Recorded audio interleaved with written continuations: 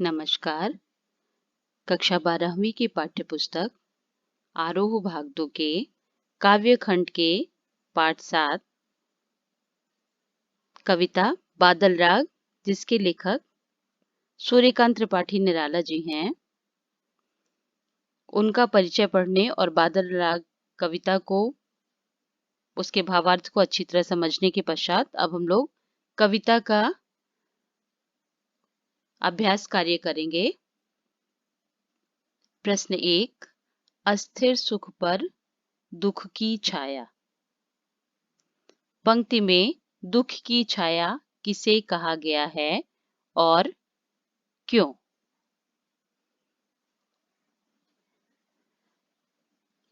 अस्थिर सुख पर दुख की छाया। यहाँ कवि ने अस्थिर सुख यानी सुख को जो कि कभी स्थायी नहीं रहता है, उस पर हमेशा दुखों की छाया बनी रहती है। यानी मानव जीवन के दुखों और कष्टों को कवि ने यहाँ स्पष्ट किया है। इसके अनुसार कवि का मानना है कि संसार में सुख कभी स्थायी नहीं होता, उसके साथ साथ दुख का प्रभाव निश्चित रूप से बना रहता है। अन्य शब्दों में कहें तो धनी व्यक्ति जो शोषण करते हैं और उससे जो अथाह संपत्ति एकत्र कर लेते हैं, लेकिन उसके साथ साथ उन्हें सदैव क्रांति की आशंका रहती है और अपनी उस संपत्ति के छिनने या उसके समाप्त होने का भय बना रहता है। इसलिए अस्थिर सुख पर दुख की छाया। बादल जो कि एक तरह से पीड़ित और शोषित लोगों का प्रतिनिधित्व करता है, उन्हें एक तरह से न्याय दिलाने का कार्य करता है। इसलिए अस्थिर सुख पर दुख की छाया पंक्ति में दुख की छाया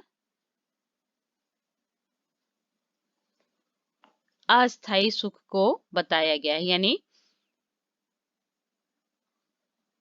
किस समय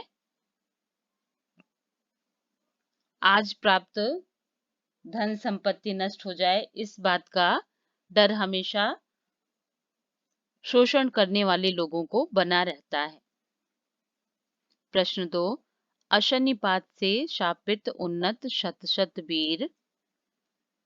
अशनिपात, इसका अर्थ है पर्वतों के ऊपर जो बिजली गिरती है।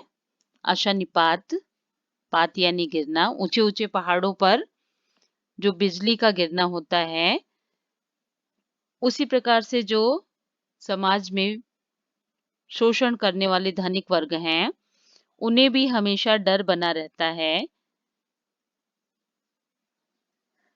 पंक्ति में किसकी ओर संकेत किया गया है, यानी इस पंक्ति के द्वारा कवि पूंजीपति या शोषक या धनिक वर्ग की ओर संकेत कर रहा है।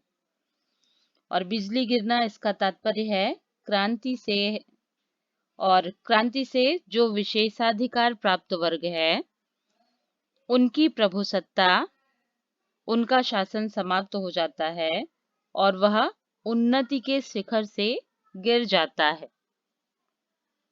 अशनिपात से शापित यानी वही शापित हैं जो उन्नत शत शत वीर, जो ऊंचे ऊंचे पहाड़ हैं, बिजली गिरने से वो धराशायी हो जाते हैं और उनका गर्व नष्ट हो जाता है। प्रश्न 3, विप्लव रॉ से छोटे ही हैं शोभा पाते। यहाँ विप्लव रॉ से तात्पर्य है क्रांति, गर्जना, यानी जब जब क्रांति होती है तब तक शोषक वर्ग या सत्ताधारी वर्ग के अधिकार नष्ट होने का खतरा रहता है। यानी उनकी संपत्ति, प्रभुसत्ता इत्यादि नष्ट हो जाते हैं, समाप्त हो जाते हैं। कवि ने कहा है कि क्रांति से, विप्लव रॉ से छोटे ही हैं शोभा पाते। छोटे यानी आम व्यक्ति, सामान्य जनता। इसलिए उन्होंने ऐसा कहा है क्योंकि जैसे बड़े बड़े विशाल वृक्ष होते हैं वो आंधी तूफान और क्रांति से गिर जाते हैं, नष्ट हो जाते हैं, लेकिन जो छोटे पौधे होते हैं वो विप्लव और बाढ़ की गर्जना से उन्हें विकसित होने का पूरा अवसर मिलता है।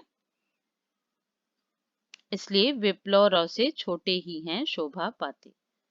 प्रश्न 4, बादलों के आगमन से प्रकृति में होने वाले किन किन परिवर्तनों को कविता रेखांकित करती है?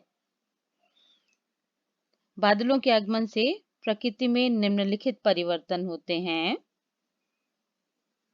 पहला, बादल गर्जन करते हुए मूषलधार यानी निरंतर प्रवाहित होने वाली धाराओं के रूप में वर्षा करते हैं। विप्लव के रूप में वर्षा करते हैं, विप्लव यानी बाढ़। और दूसरा, पृथ्वी से पौधों का अंकुरण होने लगता है, यानी पृथ्वी की गोद में जो बीज छुपे होते हैं वो अंकुरित होने लगते हैं और बड़े बड़े वृक्ष धराशायी होने लगते हैं।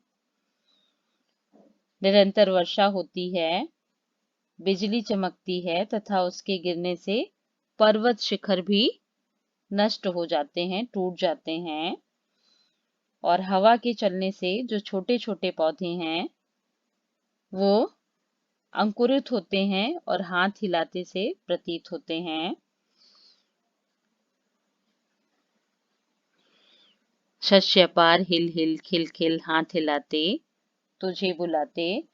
और मुख्य रूप से गर्मी के कारण जो दुखी प्राणी हैं वो सब बादलों को देख करके प्रसन्न हो जाते हैं, यानी चारों तरफ प्रसन्नता का वातावरण छा जाता है।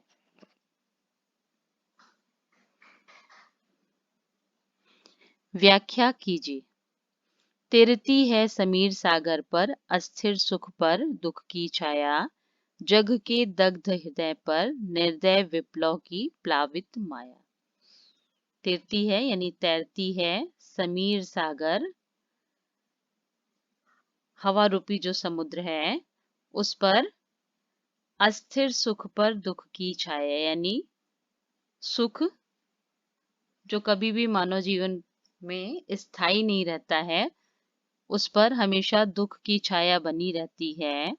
जग के दग्ध हृदय पर यानी संसार के जलते हुए हृदय पर निर्दय विप्लव की प्लावित माया। विप्लव यानी बाढ़, निर्दय यानी दया रहित, उसकी जो माया है वो अस्थिर सुख, जो धनिक वर्ग है, शोषक वर्ग है, वो भले ही ये सोचे कि वो